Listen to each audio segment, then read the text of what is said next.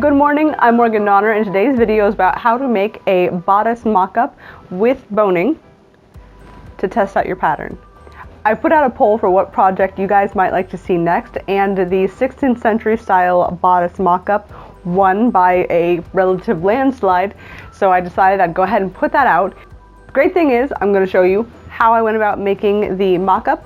The downside is it's not for me, so at the end of the video I can't show you the look at it all finished and put together and show you what the fit looks like, because I don't have the person available to do that with, but hopefully later. So I've already measured the person that this dress is for and made a quick pattern draft so that the bust and waist of this paper pattern and the bust and waist of the person that it's for match up nicely. Then I'm going to take this paper pattern and transfer it to the mock-up fabric that I've received specifically for mock-ups. It's not anything fancy or expensive, but that's kind of what makes it really great for making mock-ups. It's just a nice tight weave cotton. To keep the paper pattern from moving around on me while I'm trying to trace it out, I like to go ahead and put a few pins in through both paper and fabric, mostly at the corners, and that'll keep the pattern secure. It might be a little bit hard to tell here, but I'm actually pinning through 4 layers of fabric. 2 layers will be for the foundation layer with the boning, and 1 will be for the lining. The last one is a sort of fashion fabric, so to speak. I'll go ahead and get this guy cut out real quick, along with the front bodice pieces, and then we'll skip ahead to the next step. Ta-da! A cutout bodice. As I mentioned a moment ago, this is 4 layers of fabric, but for the next step, I just need 2 of them, so I'm going to take out all of the pins holding everything together, remove the 2 fabric pieces off the table, and concentrate on the 2 that are left over. I think I'll go ahead and toss a few pins back in place just to keep everything from moving around.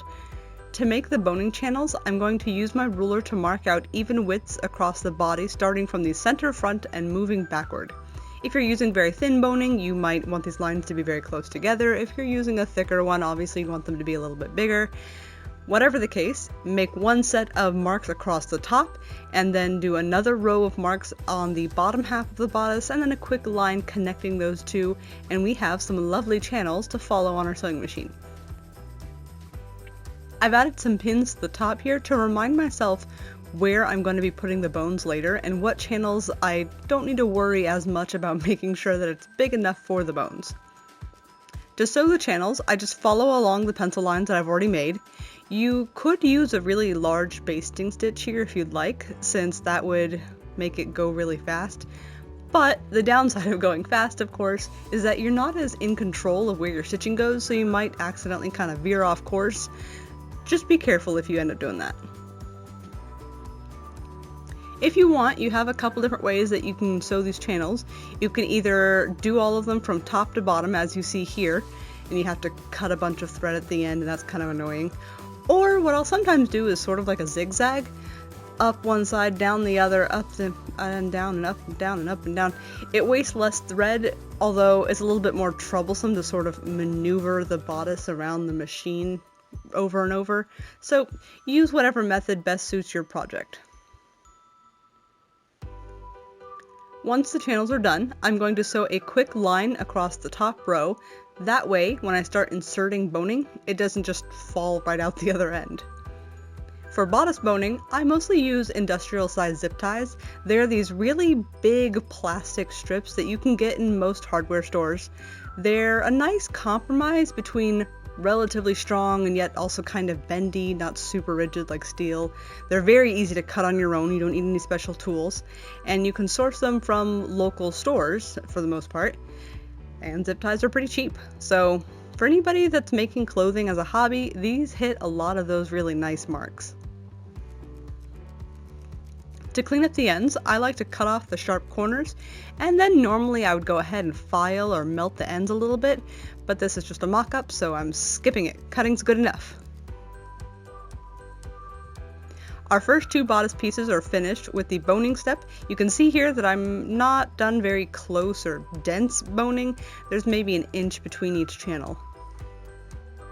Part of the reason that I'm doing the mock-up the way I am, with the foundation layer and the lining and a fashion layer, is as a sort of test or a reminder to myself on how I want to go about making the final version. Whenever you're sewing a project, it always goes a lot more smoothly the second time you do it, right? If I think that I'm on my last mock-up, you know, everything's starting to fit pretty nicely, and I think I just want to do maybe one more mock-up to do some fine-tuning, then that's usually a good opportunity for me to also do a sort of practice version of the dress, using some of the same finishing methods and kind of verifying that the order of operations I have in mind will work in reality. Toss those last 2 layers on top, the ones that we had set aside previously, and we're going to take that to the sewing machine and sew a line all around the edges, taking care to avoid the bones that are in the foundation layer, and also make sure to leave an unsewn section at the bottom, big enough for you to stick your hand through. You're going to need that to turn the bodice right side out. So here's what I mentioned about being careful near the bone. You want to stay as close as possible with your stitches, but you don't actually want to clip it. That's a really good way to break your needle. Take care to sew the seam allowance evenly and be consistent across all of your mock-ups. Your paper pattern and the mock-ups that you do based off of that pattern only really mean anything if you're relatively consistent with your seam allowances. If you vary from 1 inch on this thing to 1/2 inch on this thing, then your pattern doesn't really mean much, at least for something this close fitting, you know? Da da da da! Finished! Before we can actually turn this right side out, we'll need to clip all the corners and the curved inner edges. When clipping the corners off, don't accidentally cut off any of the thread that's holding the bodice together. For inner corners, like the neckline or the arm side here, you don't actually need to remove any fabric, just snip every inch or so. That will allow the seam to sort of stretch and open up properly once it's inside the garment. Now this next bit is a little bit tricky. We're going to turn the bodice inside out. Normally that's not a big deal, but since this is boned right up to the edges, getting that front point turned in on itself is a bit of a challenge. Getting everything turned right side out takes a bit of zhuzhing and finagling. Using a pointy tool like this handy dandy hair stick is great for poking out corners, but use what you have, a chopstick or a pen with no ink or something like that. And done! We are successfully right side out, or at least the front pieces are. We'll need to repeat all of these same steps with the back piece.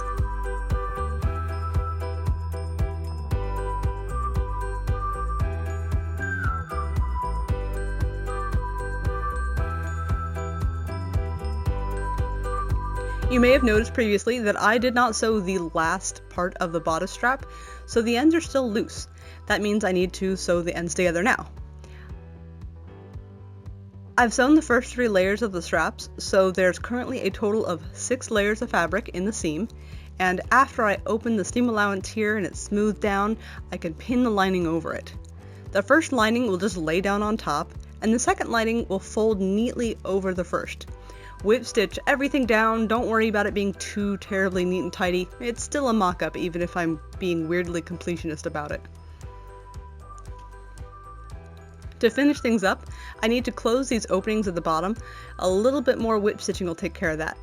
Now all 3 are done. All the construction steps are done, no more sewing is needed, but in order for someone to actually try this on, we're going to need to add some lacing. I don't think that I've covered spiral lacing very much before, but in case I have, here's a refresher. Lots of modern laces use eyelets that are directly across from each other, like most modern corsets that you might buy. But for spiral lacing, only the first and last pair are even, the rest of them are offset from each other. The first 2 are level, like this, and the next one starts pretty close to that first pair, and then from then on it zigzags on up. I have a big old needle here that I've threaded with a slick poly braid. Pulling through a tight woven fabric like this can be a little tough, so having some pliers handy is a real good idea. Continue the spiral lace up until you reach the top. Once the lacing is done, congratulations! You've made a mock-up, you can sit back, enjoy a cold beverage. Wait a second, you've forgotten the back laces.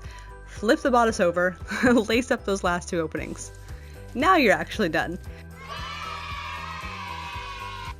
I've gone for a bodice with 3 areas of lacing. It's really nice for maximum adjustability, and it's one of the features that I really like about 16th century Italian bodices. I would have loved to included a here's the finished product on a person, and because it's not for me and therefore showing it on me is just not gonna be even remotely helpful or interesting.